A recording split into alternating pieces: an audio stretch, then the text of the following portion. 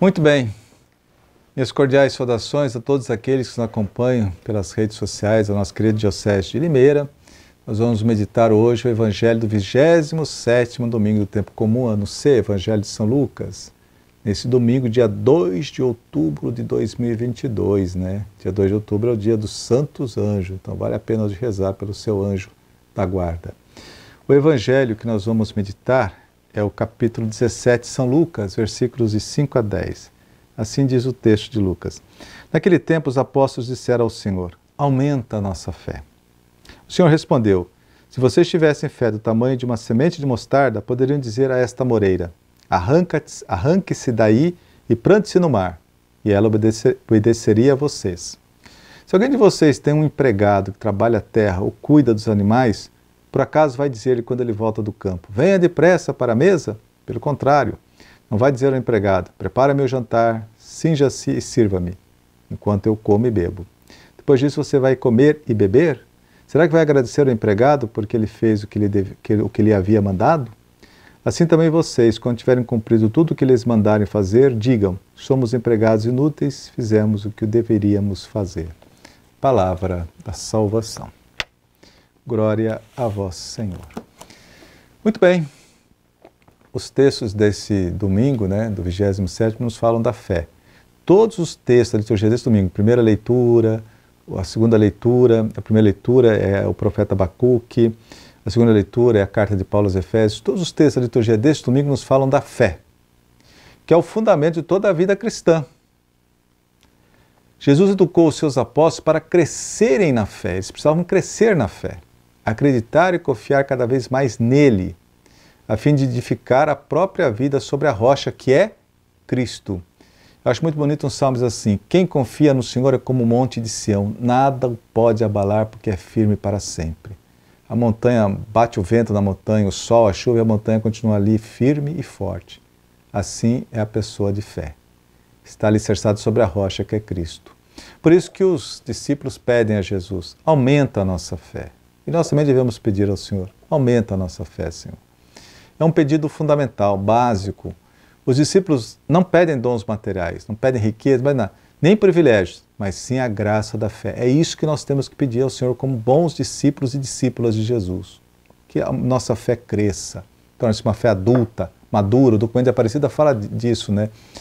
Devemos formar comunidades maduras na fé, de pessoas maduras, adultas na fé, não com infantilidade, não com uma fé infantil. Sem responder diretamente ao pedido dos apóstolos, Jesus recorre a uma comparação para expressar a incrível vitalidade da fé. Do mesmo modo como a alavanca move muito mais do que o seu próprio peso, assim também a fé, mesmo que seja em pequena medida, é capaz de realizar coisas extraordinárias, como, por exemplo, erradicar uma árvore frondosa e transportá-la para o mar. A fé torna possível aquilo que é humanamente impossível em todas as realidades. Também dá testemunho de fé o profeta Abacuque, na primeira leitura. Ele suplica ao Senhor a partir de uma tremenda situação de violência, corrupção e opressão. Ele pede com fé. E precisamente nessa situação difícil de insegurança, Deus responde à prece de Abacuque. Olha só o que diz Abacuque, capítulo 2, versículo 4. Quem não é correto vai morrer, mas o justo viverá por sua fé. O incrédulo, aquele que não age segundo a vontade de Deus, confia no próprio poder, apoiando-se, porém, sobre uma realidade frágil, inconsistente, e por isso vai sucumbir. Quanto à pessoa que é justa, a pessoa de fé, ao contrário, confia numa realidade escondida, mas sólida, confia em Deus e por isso viverá. Também o apóstolo Paulo, na segunda leitura, né, na carta aos Efésios, fala da fé. Timóteo é convidado a ter fé e por meio dela a exercer a caridade. O discípulo é exortado a reavivar na fé o dom de Deus que nele se encontra pela imposição das mãos de Paulo, ou seja, o dom da ordenação, recebida para desempenhar o ministério apostólico como colaborador de Paulo, reavivar o dom da fé. Ele não pode deixar extinguir esse dom, mas deve torná-lo cada vez mais vivo através da fé. E São Paulo acrescenta: Deus não nos deu um espírito de timidez, mas de fortaleza, de amor e sobriedade. É a segunda leitura da missa de hoje. Deus não nos deu um espírito de timidez, mas de fortaleza, de amor e sobriedade. Não te envergonhes do testemunho de nosso Senhor. Sejamos pessoas de fé, não tenhamos vergonha de professar a nossa fé com a vida. e com palavras. Na segunda parte do Evangelho, Jesus aborda através de uma parábola a gratuidade da fé. Prevalecia na época a mentalidade de que Deus deveria recompensar a pessoa de fé. Os apóstolos também pensavam assim. E um dia Pedro chegou a perguntar a Jesus, né? Senhor, deixamos tudo e te seguimos. Qual será a nossa recompensa? Né? Sempre buscando uma vantagem.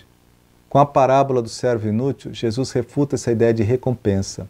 Depois de uma vida de trabalho ou de uma vida inteira consagrada a Deus, devemos estar convencidos de que fizemos o que deveríamos fazer.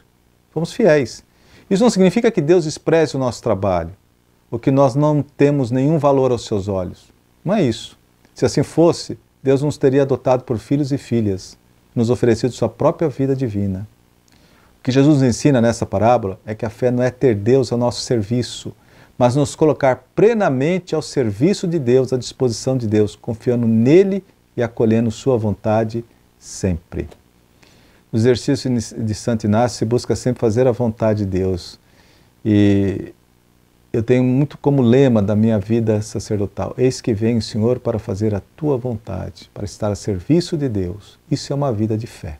Então peçamos ao Senhor que nos dê, que aumente a nossa fé, que possamos dar testemunho, especialmente com a vida. É a melhor forma de dar testemunho de fé. E a todos a minha bênção e um feliz domingo. Em nome do Pai, do Filho e do Espírito Santo. Amém.